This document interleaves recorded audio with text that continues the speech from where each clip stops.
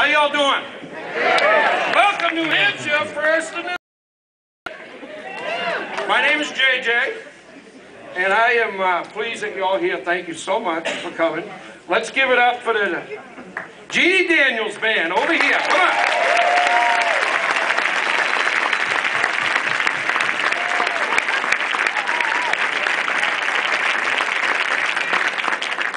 Well, it is my honor and pleasure to introduce to everybody here and all the folks all across the country the next President of the United States of America, John Edwards.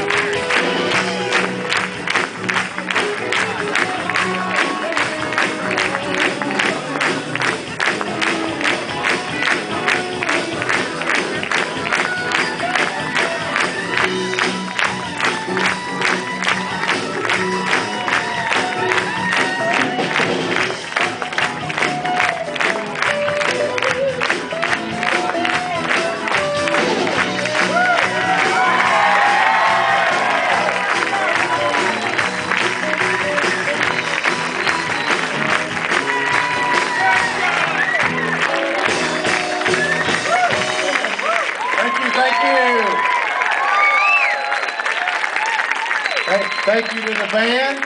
Thank you, JJ, for that introduction, which was wonderfully short. I enjoyed very much. You can sit down now. Thank you all so much for being here. I'm so proud to be here with you. You know, what we saw take place in Iowa last night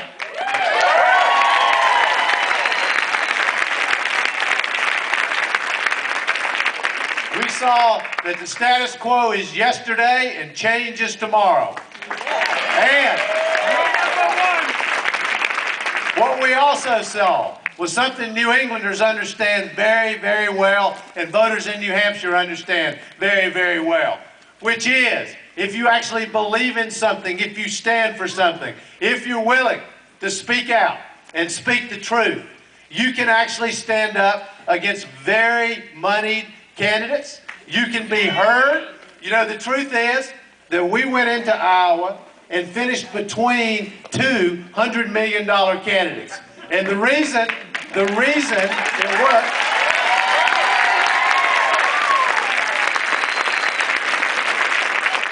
is we took on the establishment. We took on power and we won. That's what happened in Iowa last night.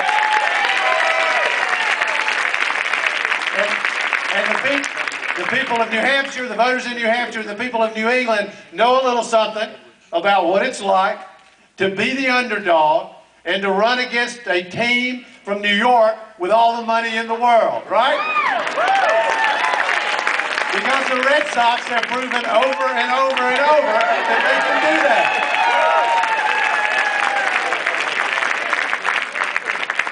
So we're very proud of what happened. You know, and here's the truth. The truth is that what happened in Iowa, the pundits kept saying could not be done. That the other two candidates had too much money. They had too much glamour. That it was impossible. But we proved them wrong. And now we have 4 days in New Hampshire to prove them wrong again. And they're already, you just listen, they're already saying the same thing again. And what we showed in Iowa is when you give voice to people who have no voice, when you give power and empower those who are not being heard, that it resonates. The American people hear it. They are looking, you, New Hampshire voters, you're looking for somebody who will speak for you. You're looking for somebody that will stand up for the middle class in this country, that will stand up for jobs in America. You're looking for somebody that'll take on these well-financed, moneyed interests in Washington that stand between you and the democracy that you deserve. That's exactly what you're looking for, and we're going to continue. We're going to continue to be outspent. They're going to spend all the money in the world here in New Hampshire. We're going to continue to see the glamour that we saw in Iowa. But what's going to happen on Tuesday is you're going to rise up and you're going to say, we don't want to be told what to do. We don't want the media to tell us what we're supposed to do. Instead, we're going to stand with a candidate who's willing to fight for change and willing to fight the establishment, willing to fight power and restore this democracy back to us. That's what the democracy is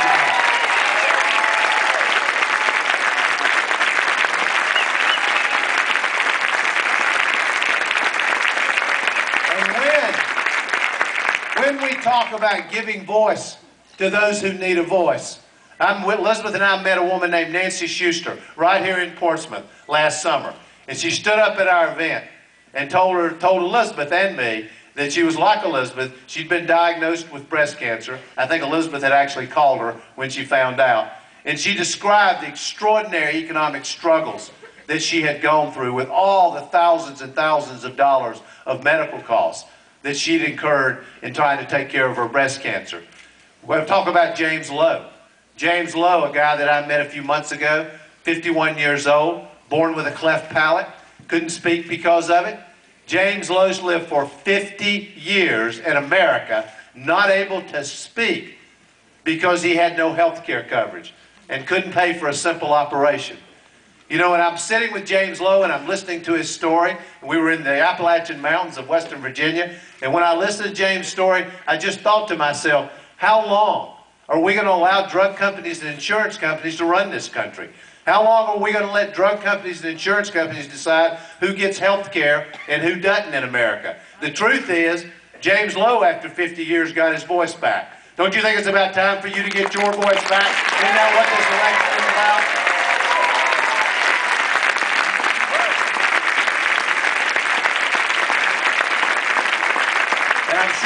And I'm sure that some of you saw the story a few weeks ago of Natalie Sarkeesian, that 17-year-old young girl who needed a liver transplant operation. And she had a health care coverage with one of the biggest insurance companies in America, and they denied coverage. They said they would not pay for her liver transplant operation. Luckily for her, her nurses spoke up on her behalf, her doctors spoke up on her behalf, and finally, and most importantly, the American people spoke up on her behalf because they began to march and picket outside the offices of this huge insurance company. And so they finally caved in, notified the family that they were going to pay for the liver transplant operation. And unfortunately, it was too late, and just a few hours later, she died. Her voice needs to be heard. James Lowe's voice needs to be heard. Nancy's voice needs to be heard. This is about us. It's about all of us. We are not going to allow the powerful and the best financed in America to hush these voices, to silence you, to silence James and Nancy, all these, Natalie, all these people who desperately need to be heard. Because we know what's happened in America. What's happened is the middle class is struggling. Jobs are being lost. You know, there's the potential for losing as many as 30 million more jobs over the course of the next decade, all for the glorification of corporate profit. Honestly, my father, who's actually with me here tonight, right over there, raise your hand, Dad, and my mother sitting right beside him.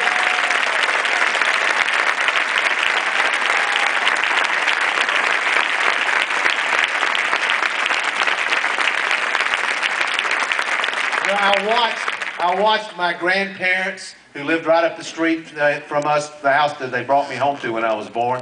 I watched my grandparents go in the mill for years and years and years and work. My grandmother had a 5th or 6th grade education. She'd come from a family of sharecroppers. She would have done literally anything for me, anything. And then I watched my father do the same thing for 36 years, go into the mills 5, 6, even sometimes 7 days a week, 8 or 10 hours a day. He would have done anything. Work hard, sacrifice. They did it so that I could have a better life. The same reason that your parents did it. The same reason your grandparents did it. And what we, as a generation, have a responsibility to do is to follow in their footsteps, because the torch has been passed to us now. It is our responsibility to ensure that our children have a better life, that we leave America better than we found it. And we can't stand quietly by and let these entrenched interests stand in the way. We can't let them steal and take away your children's future. We can't allow them to prevent us from having universal health care, from protecting the world and attacking global warming, from having a tax and a trade policy that's both economically fair and moral and right and just. We can't let them continue to pay Blackwater and Blackwater's employees, these paid mercenaries that are roaming around in Iraq, making 10 times what our men and women in uniform are making. No bid, billion-dollar, no-bid contracts in Iraq. This has to be brought to an end. It does. If we want to have the kind of America where the promise of America, which my parents and your parents and our grandparents worked to make available to us, if that's the truth, we're going to have to be willing to stand up to these people. We are. They're not going to go away quietly. They're not. They've been there for decades. They've been building their power for decades, and they have an iron-fisted grip on your democracy, just as sure as I'm standing here. And they have infiltrated everything. And the question is, do we really believe that if we trade a crowd of corporate Republicans for corporate Democrats, that anything is going to change? It will not. You know it will not. You know the way these lobbying firms work. All of you know it already. When you go into Washington, if you're ExxonMobil, you're hiring a big lobbying firm, this is what you get. About half the firm is Democrats, about half of them are Republicans. If the Republicans are in power, then the Republican lobbyists take the lead. The Democrats are in power, the Democratic lobbyists take the lead. Here's the point. They're working for the same company. They are pushing exactly the same agenda, and nothing will change until we take their power from them. That's what this is about. That's what this election is about. And let me be clear. Let me be clear with all of you. I'm not the power candidate. I'm not the establishment candidate, and I'm not the money candidate. I am not. My campaign is a grassroots movement to change this country and to restore the power in this democracy to exactly the place that the Founding Fathers put it, which is back in your hands, to give you the power to make the decision about what happens in America.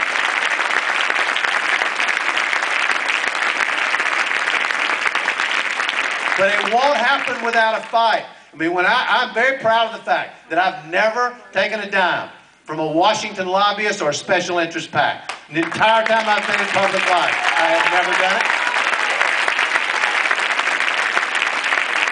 And that's what I mean when I say I'm not the money candidate, because I don't think you can take those people's money and be tough on them. It doesn't work. It's impossible. I also don't think you can sit at a table and negotiate with them and hope that they'll just voluntarily give their power away. I don't believe that's going to happen either. I think we have a fight in front of us, an important and epic fight for the future of our children and for the future of our grandchildren, to carry that torch that has been passed to us, to meet our responsibility to our children and to our grandchildren. And I look at this America that we all love so much, and this is what I see. I see an America where last year, ExxonMobil made record profits, $40 billion. In 1 year, the CEO of one of the largest health insurance companies in America last year made $200 million plus. In 1 year. 1 year. The top 1% of income earners in America took twice as much of America's income as they did 20 years ago. This is not complicated. The wealthiest are getting wealthier. The biggest corporations, it's not an accident. It is the direct result of them having an iron-fisted grip on your democracy, just as sure as I'm standing here. And nothing will change. Nothing will change until we break that grip, until you have a president, a presidential candidate, and then a president who will take them on. And I'll tell you this, and I'm deadly serious about it. What they're doing to the middle class in this country is not just happening to Democrats.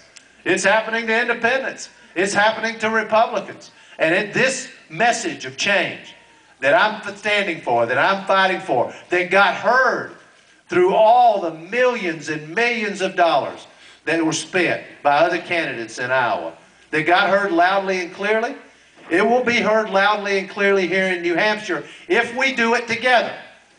You are the soldiers in this march. You are. I mean, I wish I could do this by myself, but I cannot. Because this is what I see. I love this country so much, as all of you do, but there's so much work to do.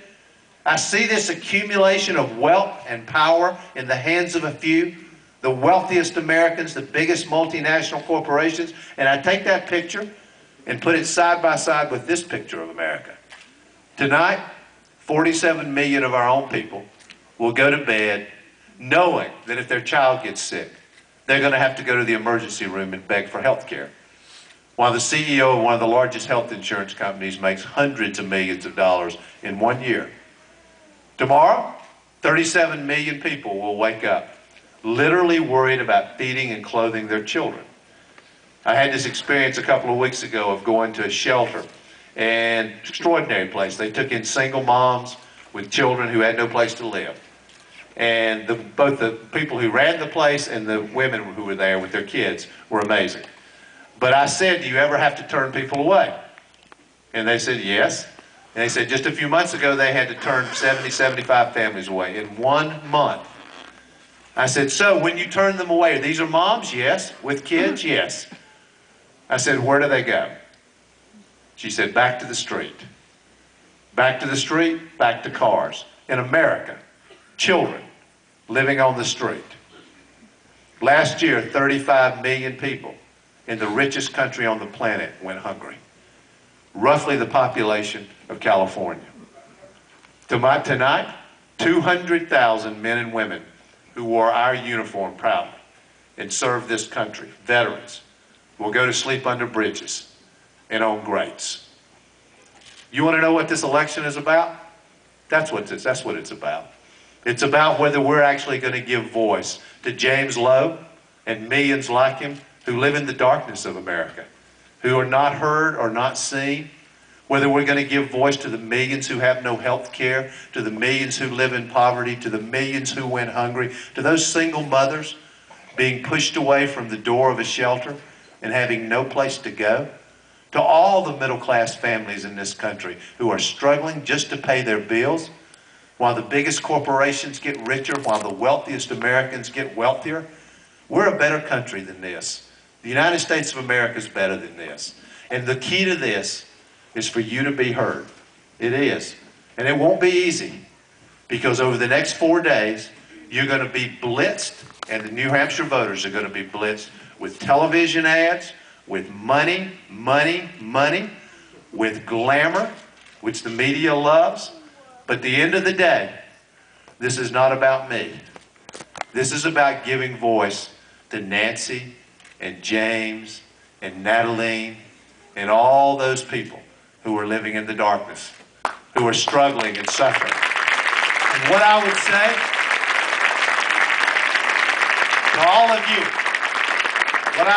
to all of you, you know the difference between somebody who's saying something to you because they figured out they're supposed to say it, because they're a smooth politician and they figured out this is what they're supposed to say, and somebody who's speaking from here, somebody who actually absolutely believes with their heart and soul in what they're saying. And let me tell you why it matters. It matters because when the tough times come, and they're coming, just as sure as I'm standing here, when the tough time comes, the politicians who are doing political speak, they'll do the political thing. They'll do what's careful and cautious and in their own best interest. On the other hand, if somebody's speaking from their heart and soul, from in here, about what they actually believe, and you can feel it, and you know it when you hear what they have to say, they will never walk away. They will fight for you, and they will take that fight personally. And we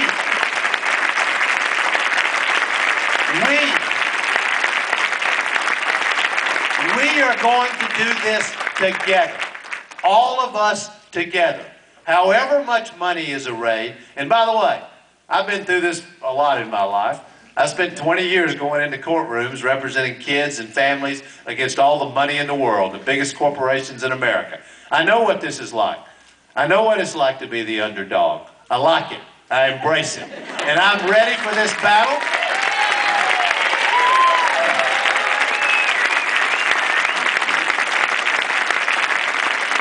And what I'm asking all of you to do is to walk proudly in the footsteps of your parents and your grandparents, to say, we're going to do exactly what our 20 generations of Americans did before us.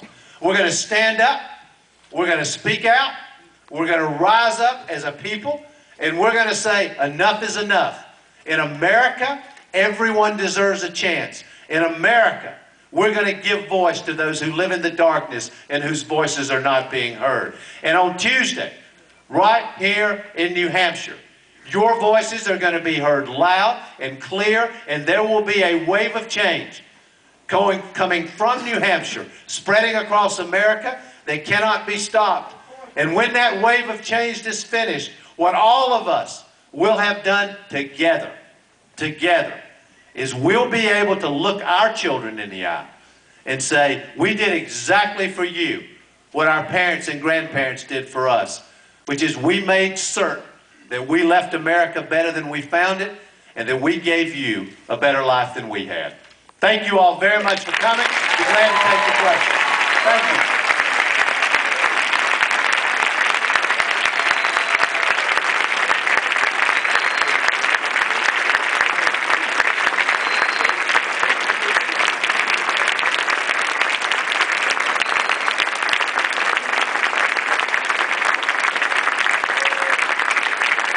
Thank you.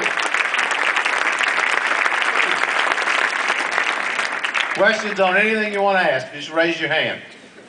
Who's got their hand up? Yes, ma'am. I like what you say, and I like speaking for those who can't speak for them.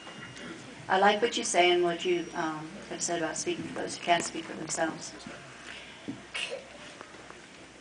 I'm an independent, and an issue that I question is about speaking for those for babies who are unborn. If you could explain or your stand on that, please. Yes, ma'am. I'd be glad to. Can you all hear the question? Yes. Well, I'm getting a mixed answer. Basically what she's saying, she likes the fact that I'm speaking strongly for those who have no voice.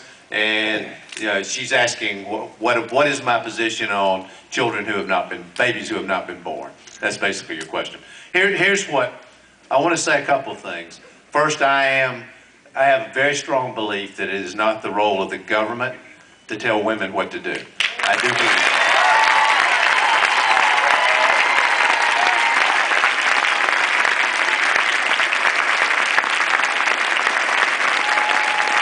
that. And I do, and I stand strongly behind that. Let me leave no doubt about that. But I also want to say that this is a great example of an issue that's incredibly divisive in America. And nobody made me God. I am not. And I have enormous respect for people who have a different view than I do. There are people that I love dearly and care a great deal about who have a different view than I do about this. And where that, first of all, I think it's very important to acknowledge and be respectful of people who have a different view, particularly on an issue that's this personal to so many people. And to show respect for people who have a different view. And I really, that's genuine. I really do feel that. And that actually is part of the reason that I get to this place, because I don't think it's the role of the president or the government to tell women what to do under these circumstances. I think it's between you and your faith, your God, and your own decision. I think that's the way this should be left. And I don't think it's right for the government to, under those circumstances, be telling women what to do. So that's why.